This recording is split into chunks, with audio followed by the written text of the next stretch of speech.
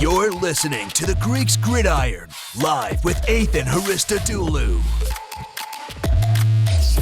What's going on, everybody, and welcome back to more of the Greeks Gridiron. I am Ethan Haristodoulou, and today we are continuing on with our divisional power rankings as we get set for the second half of the league, working on the Eastern divisions. And today specifically, we are focusing on the AFC East, a division that has a very dominant force sitting at the top, and then three teams duking it out for the spots pretty much behind them.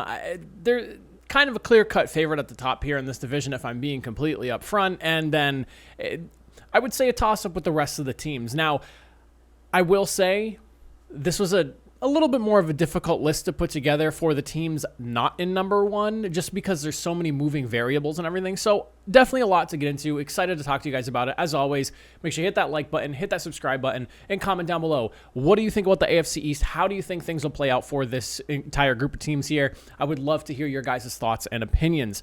Now, we'll start off with number 4. We'll work our way up to the top, and beginning at the number 4 spot, and I really wanted to put them higher on this list just because of the amount of talent they have coming in this year. But part of that is the reason why I have them at number 4, because of just so much roster turnover with this group coming in here. And I'm going to start off with the New York Jets. A very young team, arguably one of the youngest teams in the league. I don't know the exact average age of all the players, but I'm sure it is a very young one compared to most of the NFL. You have Zach Wilson at quarterback. You have a handful of rookies coming in on both the offensive and defensive sides of the football. And even some of the free agents that were signed in are guys that are on the right side of 30 and a few years away from 30 at that. This is a young team with a young head coach in Robert Saleh and a group that is fiery and exciting to say the least, but also with a ton of question marks because, again, so much turnover from this team going from last year into this year with additions and subtractions and what have you. I mean, you look at the draft class here. I'll say this about the Jets. From free agency to the draft, both classes there are my favorite amongst the entire division here. You obviously got Sauce Gardner, Garrett Wilson, Jermaine Johnson, Breece Hall from the draft, a studded group of guys to be coming in to help infuse some talent into this roster. And then the free agent group is no slouch itself. You bring in guard Laken Tomlinson to shore up the offensive line. You're looking at safety DJ Reed to help you in the back end there after losing Marcus May in free agency. Tight end CJ Uzomah can walk right in and be tight end number 1 for you guys. You have safety Jordan Whitehead coming from, a former Super Bowl champion with the Buccaneers. There is so much to like about the free agency class, the draft class. Again, it's an exciting team. Don't get me wrong, and I would love to be wrong about this team because I want them to be better than the sum of their parts. And the sum of their parts are pretty awesome on paper, but it's just so much relying on not unproven talent, but unproven talent within New York. So I can't sit here and say that, oh yeah, I just listed off at least like 1, 2, 3, 4, 5, 6, 7, 8 guys, potentially even more than that are probably going to walk in and be starters for this team. And if not fighting for starter reps day one, you can't really sit here and tell me in full honesty you believe the Jets are going to come out here, light the world on fire, and win the division here. Like, that's just not realistic. Do I think they could be better than the 4th team in the division? Absolutely. Who's to say the Dolphins or the Patriots don't slip up above them? Who's to say the Bills somehow don't come crashing down to earth, But I think that when it comes to just the amount of turnover that this roster has, I'm excited about it. There is so much potential upside with it, but this is one of those, I need to see the proof in the pudding before I can sit here and write home about this team being one of the better in the division. Coming in at the number 3 spot, and this is where I had a lot of trouble, really, because once I kind of settled on number 4, I was really doubling back and forth between number 2 and number 3. I live in New England, for those of you that are curious. I do not root for the Patriots, though, so I don't really have a dog in the fight in this one here, but I will say that I hear a lot about the Patriots, all the negativity and whatnot that is going through, the surrounding media around here about the Patriots is kind of baffling for a team that made it to the playoffs. I understand they got, the brakes beat off of them, but still, they made it to the playoffs at 10-7. You would think that this team literally just let people go and did not bring a single person in, and you would have thought that they were coming off of a 6-12 season or something like that, or 6-11 season, but when I look at the Dolphins, I see some positives. I see some massive additions, but I also see some negatives for the team. And I guess I could say the same for the Patriots as well. I can look at both teams and kind of figure out, all right, who has made the biggest changes, what has the most costly changes, and what do I think is going to take more time to really, show its effects and these teams actually be able to reap the rewards from. And at number 3, I think I'm going to go with the Miami Dolphins. I understand that the Dolphins beat the Patriots both times last season, both at the beginning of the season and at the end of the season. 2 different times of the year, they beat them at home and at away. I understand that. But that was with a different regime. And I'm not sitting here saying that the additions of Teron Armstead and, Cedric Wilson and Connor Williams, Chase Edmonds, Tyreek Hill, I'm not saying none of those guys are going to matter in the grand scheme of things, but similar to how I talked about the Jets, a large infusion of talent. There's a pecking order being moved around amongst some players through the team, and you have a new head coach in Mike McDaniel, who, while he was great with what he was doing on the offensive side of the ball in San Francisco, don't get me wrong, I loved the offense that they were running over there, and especially that ground attack was amazing, and that is the specialty coming from Mike McDaniel. It's one of those things where it's similar. I kind of need to see the proof in the pudding. I love what this group looks like on paper.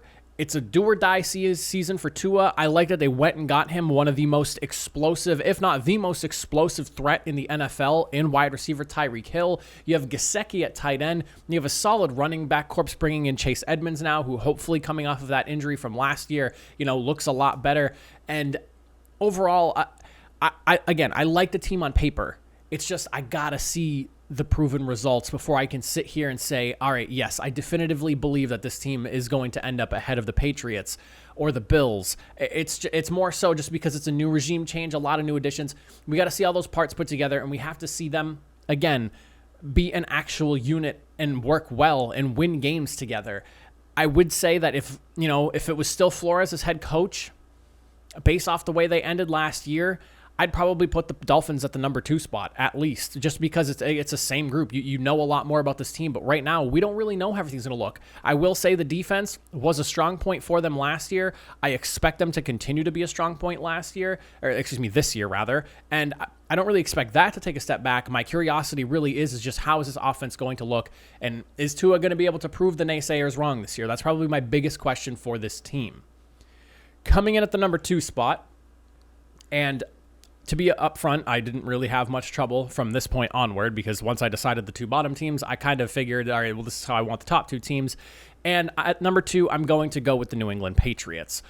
I like what this group has in terms of, coaching. And if you don't live in New England and you haven't heard the media surrounding the Patriots, there is so much questioning about Matt Patricia on offense calling plays and what Joe Judge is doing over there and how both of those guys failed as head coaches and yada, yada, yada, and I get that. However, when they were in New England, they were effective coaches. They did a good job at what they needed to do under Bill Belichick. I'm not going to sit here and act like Joe Judge and Matt Patricia had 5-star head coaching careers. They certainly did not. There is a reason they are back in New England under Bill Belichick, where they were succeeding initially before leaving. But I will say this. I do like that Bill Belichick's coaching the system. I am a very big fan of Mac Jones. While the wide receiver corps is not star-studded, Kendrick Bourne looked awesome in his first season. Nelson Aguilar is probably a big question mark for me here. I would like to see him step up and look more like the 700-yard wide receiver, 800-yard wide receiver, whatever it was his last year with the Raiders. I would like to see him be more attuned to that guy. Maybe with Mac Jones having a second year in the system, he can push the ball down the field more to Nelson Aguilar because that was where his strengths lied when he was with the Raiders. Derek Carr loved heaving him the football. I think if Mac Jones can take a step forward and work with these wide receivers, you obviously bring in Tyquan Thornton, who is a speed demon, a very shifty guy. Devontae Parker, Jacoby Myers. There's a handful of solid talent there. If Mac Jones can even elevate one of those guys, or if one of those guys can step up themselves and become a playmaker. You look at the tight end group, Hunter Henry, Jonnu Smith did not have a great first year, but could have a better second year with another season in the system. I'm hoping he does because I think a pairing of those 2 guys with Hunter Henry, Jonnu Smith, and limiting the wide receiver room that is less than desirable, I guess you could say, on paper, could bode well for this offense altogether. Does Cole Strange plug into the offensive line, make a difference like Bill Belichick hoped for? Everyone, graded him as a third round kind of guy. Rams thought they were going to be able to get him in the third round, and ultimately Bill went and said, no, I want this guy in the first. I like Cole Strange. While the pick is obviously arguable as to whether it was a good place to take him or not, I thought Cole Strange coming out of the draft was a really strong candidate as an offensive lineman, as a guy that could succeed. And the fact that Bill also saw that as well reaffirms my opinions of him prior to the draft class. I didn't expect him to go that high, but I did expect Cole Strange, having all the tools and everything, to be a guy who could succeed in the NFL. So the fact that Bill also saw that too, again, reaffirms how I felt about him. So I like the pick ultimately because it shores up a position of need that they kind of created for themselves, getting rid of Shaq Mason to save some money. But the biggest question I think here is really defense. J.C. Jackson is gone. They looked fairly slow last year as well. Linebacking corps did not look great. Dante Hightower is gone now. You're going to look at Cameron McGrone and maybe like Mac Wilson, who was kind of brought in to bring some more athleticism to the linebacking corps as guys that are probably going to see some more playing time here. Afrani Jennings, another guy. I mean, this is a very weird group on defense for the Patriots because typically when you think Patriots, you think, all right, this is like a star-studded unit. There are a ton of really good guys. You obviously still have Devin McCourty, so it's not like the defense is completely bare bones. And there's some holes, I guess you could say, here and there, or like questions more so than answers here and there along the defensive side of the football. But I'm very curious to see how this team works out. But I trust in Bill Belichick to get the most out of his defense. He is a defensive-minded coach, so I do trust him just a little bit more than I do a rookie head coach in Mike McDaniel, and why I have them at 3 and the Patriots at number 2. And then coming in at the number 1 spot, obviously it's going to be the Buffalo Bills, the team that went down in unceremonious fashion in the playoffs against the Kansas City Chiefs. The reason there is now a rule where both teams will get a chance to be on offense during the playoffs in overtime. I mean, can you really argue with the Bills at the number 1 spot here? I'm sure you could put together some, cutesy little argument to have as to why maybe the Patriots or the Dolphins could usurp them, or maybe you firmly believe that every single first-round pick was nailed by the Jets and they're going to storm through the AFC East in some alternate reality. But, I mean, you look at the draft class. Kaiir Elam should hopefully mitigate the loss of Levi Wallace. That's probably their biggest loss through free agency, alongside like defensive tackle Harrison Phillips, which, I mean, they kind of dealt with signing Daquan Jones and Tim Settle, both guys that you can put into that defense and help solidify the interior there. You have James Cook coming in.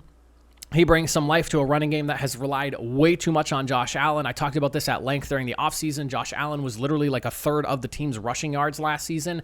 That's not winning football. It'll get you far with how good Josh Allen is and him being able to make teams miss with his legs or just extend plays, but you need your running game to be an actual threat and not just have a defense guessing on whether your quarterback is going to kill them with his arm or with their legs. It's just one of those things. You need a ground game, and I think James Cook presents an opportunity for that ground game to be elevated. And you look at a guy like wide receiver Khalil Shakir, awesome wide receiver, excellent playmaker while he was in college. I think that him being paired with Josh Allen, I cannot believe that some teams allow that to happen. That is just another weapon that if he even progresses into like half the player he was in college, that would be fantastic for the Bills. I think he looked really, really good in college, and having a quarterback like Josh Allen throw a guy like him the football with some of the circus catches he came down with in college, can't believe the NFL let that happen. I really can't. But the roster's stacked. Von Miller is there now too. The defense was the best in the league last year. And I mean, like I said,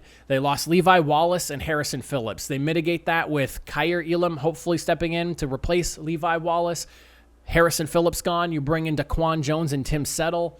I mean, you pretty much short up all your problems and then added a piece with Von Miller, who, funny enough, deciding factor for 2 different Super Bowls now at this point in his career. Have a hard time arguing against the Bills, not Bill. I almost said Bill Belichick right there. I do have a hard time arguing against Bill, but I have a hard time arguing against the Bills as the number 1 team in the AFC East. They just have so much talent on paper, proven how good they were last year, and they got better. They got better. I don't really think I could sit here and say that because of the couple of losses they had that they potentially only evened out. I think they got better, adding someone like Von Miller and replacing the 2 guys they lost. I would love to know what you guys think about this AFC East, because I think it is going to be a wild division to watch. I don't know if the Bills are going to run away with it, but I do think that there's a possibility it could be a little bit more competitive than some people think. Let me know what you guys think. I appreciate you all for watching. I will see you guys next time. Have a good one.